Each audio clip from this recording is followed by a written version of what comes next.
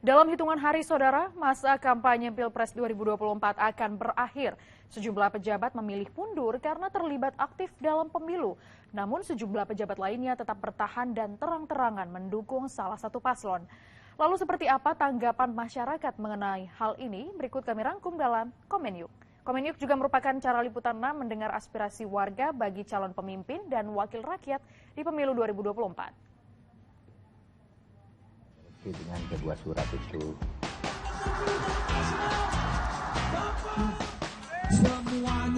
Boleh saja berkampanye, tapi kalau untuk presiden menurut saya agar lebih bijak untuk tidak ikut berkampanye terlebih dahulu. Presiden mengomentari dengan tulisan pasalnya itu kan, tapi kurang lengkap gitu.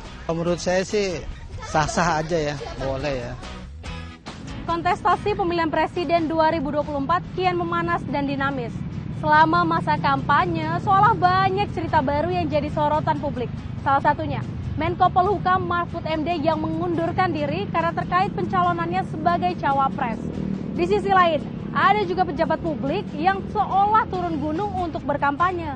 Tak hanya dari menteri dan juga kepala daerah yang sebagai capres ataupun cawapres, tapi juga para pendukung yang juga sesama pejabat publik. Lantas bagaimana tanggapan warga terkait hal ini? Kita dengarkan ceritanya di Komen Yuk. Kalau menurut saya sebaiknya seharusnya dulu pas awal sudah ditetapkan menjadi peserta pemilu dan pilpres itu langsung mundur saja.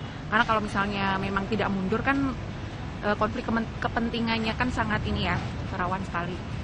Nah, jika ada para pemimpin kita yang berpihak, mempengaruhi pilihan kakak nggak sih untuk pemilu nanti? Enggak.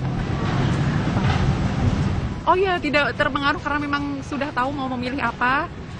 Dan sudah tahu seperti apa track recordnya karena setiap hari bertemu ya, jadi tidak masalah. Sebentar lagi kan pencoblosan nih, harapannya 1 putaran atau 2 putaran? 2 putaran saja. Apa harapannya ke calon pemimpin kita yang nanti menang dalam pemilu? Harapannya bekerja dengan baik, apapun itu, siapapun yang terpilih, bekerja dengan baik dan bersungguh-sungguh. Karena selama ini kan kayaknya kurang maksimal ya kerjanya pemimpin kita, jadi kedepannya aku pikir lebih baik, lebih cepat bekerja.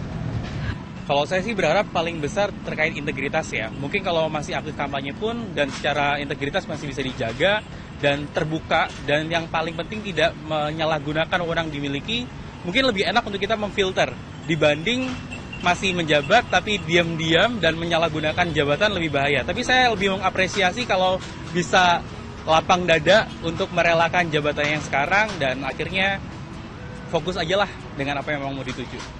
Kalau ke pilihan saya sih sebenarnya dari mereka enggak. Kalau saya malah berdampak dalam arti saya jadi lebih mudah memfilter mana yang enggak usah dipilih. Kalau ke saya gitu. Sebentar lagi pencoblosan, harapannya 1 putaran atau 2 putaran? 2 putaran. Apa harapannya nih ke calon pemimpin kita yang nantinya akan menang di pilpres? Siapapun yang kepilih harapannya mendengarkan semua masyarakat, semua kalangan, tidak hanya pebisnis, tidak hanya masyarakat yang dekat dengan mereka, tapi juga benar-benar segala sektor supaya janji mereka bisa terpenuhi ke depannya. Menurut saya sih keputusan Mahfud MD itu sudah baik sih. Sebagai menteri memang dan sekaligus sebagai pasangan calon pun memang seharusnya sih secara etis politik beliau mengundurkan diri sebagai menteri. Itu patut sih sebagai sebagai contoh buat pejabat publik lainnya apabila terlibat atau mencalonkan diri sebagai menjabat lagi gitu, lebih baiknya mengundurkan diri sih, seperti itu sih Mbak. Enggak sama sekali sih, tapi saya perlu catatan juga sebenarnya sebagai seorang kepala negara dan kepala pemerintahan itu seharusnya sebagai posisi yang netral ya, walaupun memang di pasal tersebut menjelaskan bahwa kepala presiden dan wakil presiden berhak berkampanye, namun secara etisnya sebenarnya kepala negara dan kepala pemerintahan itu nggak perlu menunjukkan keberpihakan pada salah satu paslon, jadi tidak menimbulkan kegaduhan di masyarakat dan di negara kita. Yang lebih seperti itu Mbak. Harapannya 1 putaran atau 2 putaran? Kalau saya sih harapannya ya 2 putaran. Apa harapannya nih Mas untuk calon pemimpin yang baru nanti?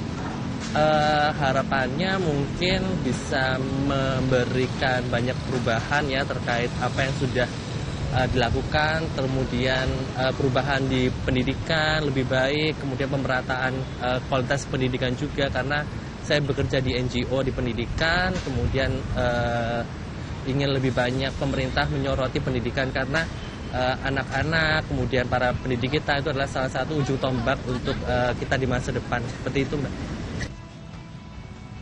Kalau aku jujur mempengaruhi ya, karena dari situ kita jadi tahu gimana tindakan untuk kedepannya. Kalau dari aku juga ngaruh sih, karena kayak ngelihat sekarang kan udah didukung juga dari guru-guru besar universitas besar di Indonesia juga menyayangkan hal tersebut gitu. Jadi kita bisa ngelihat bahwa itu membawa hal buruk untuk demokrasi kita gitu. Harapan kalian 1 putaran atau 2 putaran? Aku sih 2 putaran. Tetap 2 putaran. Oke. Apa harapannya untuk calon pemimpin yang baru nanti?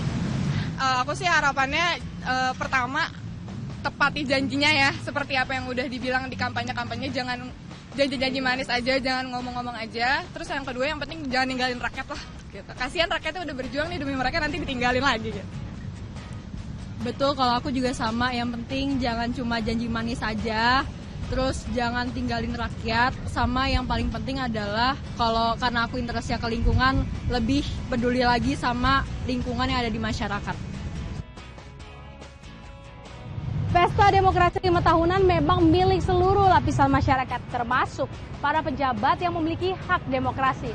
Tapi kalau kekuasaan digabung dengan keberpihakan, maka akan rentan akan konflik kepentingan.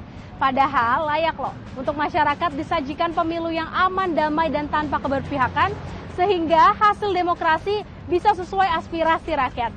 Semoga apa yang disampaikan masyarakat akan didengar dan juga dicatat oleh para calon pemimpin nanti.